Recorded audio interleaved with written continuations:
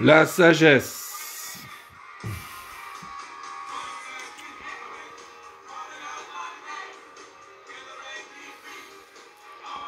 Sophocle. La sagesse est de beaucoup la première source de bonheur. Ben oui. La sagesse commence par chercher le bonheur, puis l'amour, puis la liberté. D'abord pour soi-même, ensuite pour les autres, et enfin pour l'humanité. Héraclite. Un savoir multiple n'enseigne pas la sagesse. Eh ben oui, c'est pas parce qu'on sait beaucoup de choses qu'on a forcément plus de sagesse. Mais bon, ça aide quand même de savoir plus de choses, on est moins con. Le Tao Te Ching, l'avoir fait l'avantage et le non-avoir l'usage. C'est pas simple à comprendre le Tao Te Ching, à base de yin-yang. Confucius, l'homme de bien est droit et juste, mais non raide et inflexible. Il sait se plier, mais non se courber. Ah, pas facile à comprendre tout ça. François de la Rochefoucauld, qui vit sans folie n'est pas si sage qu'il croit.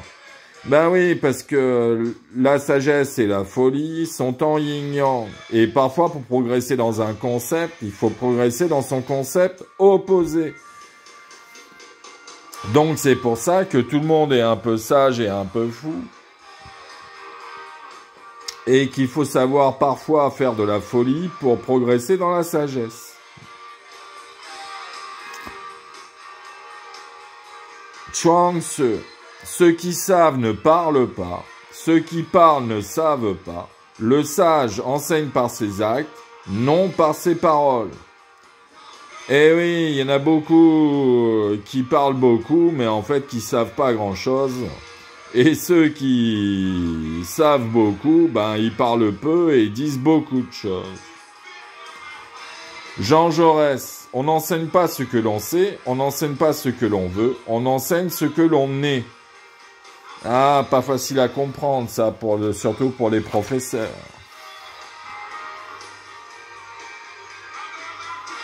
Marcia Eliade. Le chemin de la sagesse ou de la liberté est un chemin qui mène au centre de son propre être. Ben bien sûr, comme le bonheur, la sagesse, la liberté, l'amour se trouvent au fond de soi. Oscar Wilde. L'éducation est une chose admirable, mais il faudrait parfois se rappeler que rien de ce qui vaut la peine d'être connu ne peut s'enseigner. Ben oui, par exemple, l'amour, l'orgasme amoureux. Comment veux-tu l'enseigner ? C'est pas facile. Tandis que c'est magnifique. Et alors, si tu sais plonger au fond de toi-même, tu pourras découvrir plein de choses magnifiques.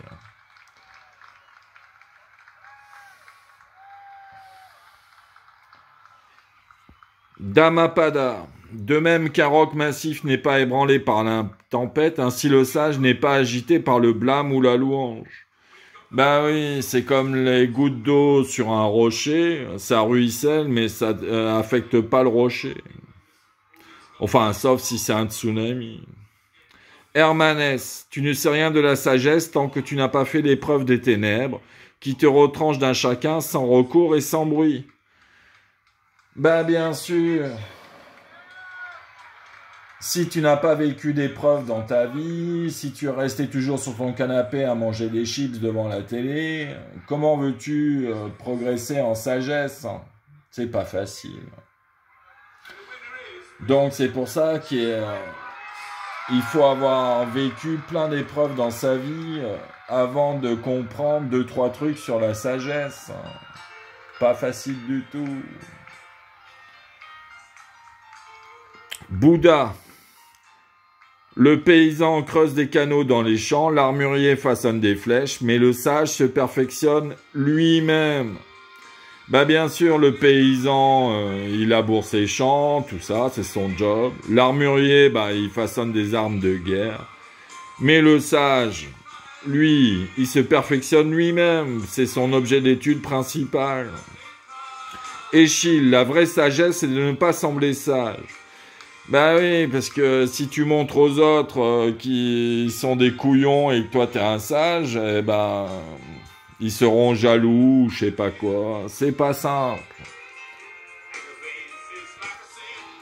Liu Tzu. Le sage ne calcule pas s'il réussira ou échouera, les chances pour ou contre. Il fixe le but, puis il converge, il tente, quoi.